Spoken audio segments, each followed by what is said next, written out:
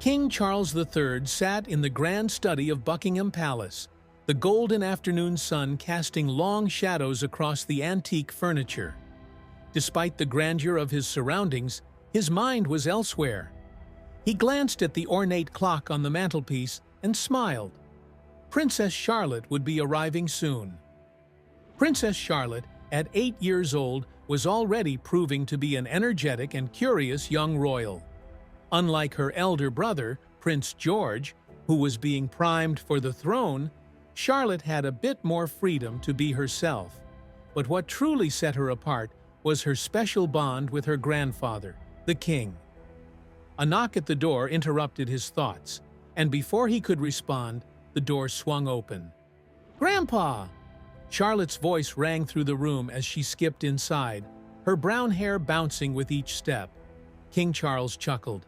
"Ah, my darling Charlotte, always in such a rush!" He opened his arms and she ran straight into them, hugging him tightly. "And how was your morning?" he asked, as she settled into a chair across from him. "Busy.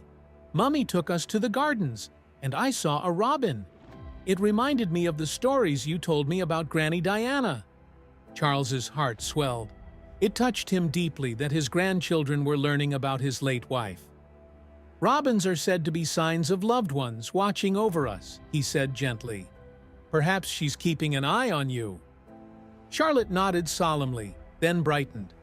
"Grandpa, did you ever get into trouble when you were little?" she asked, her eyes twinkling with mischief. The king laughed, leaning back in his chair. "Oh, plenty of times. Once, when I was about your age, I climbed an old oak tree at Balmoral, much higher than I was supposed to. Your great-grandmother, the Queen, was very cross with me." Charlotte giggled. "What happened?" "Well, I got stuck, of course. I had to be rescued, and let's just say I was not allowed to climb trees for quite some time after that." Their laughter filled the room, a warm contrast to the formality of the palace. As their conversation continued, Charles couldn't help but marvel at Charlotte's quick wit and boundless curiosity. She had an uncanny ability to make him feel young again, a sentiment he cherished deeply. After a while, Charlotte grew serious. "Grandpa, do you ever get lonely?" Charles looked at her thoughtfully. "Being king is a great responsibility, my dear. There are times when it feels like a very solitary role. But having you, George, and Louis around makes everything much brighter."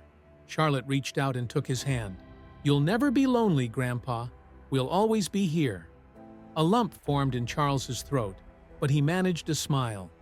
"That means the world to me, Charlotte." She sat up suddenly. "I have an idea. Let's make a memory book." "A memory book?" "Yes. We can write down our favorite times together and put in pictures and drawings.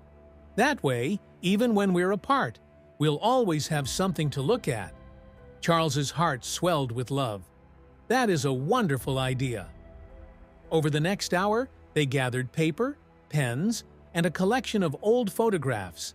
Charlotte drew pictures of them riding horses, walking in the gardens, and even one of the Queen's beloved corgis. Charles wrote little notes beside each picture, recounting memories and inside jokes they shared.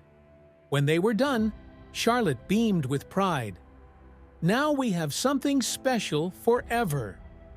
King Charles pulled her into another hug. "Yes, my dear Charlotte. This is something I will treasure always." As the evening approached, Princess Charlotte left the study, her laughter still echoing through the palace halls. King Charles sat quietly for a moment, flipping through the pages of their memory book, feeling lighter than he had in years. He knew that as long as Charlotte was by his side, he would never truly be alone.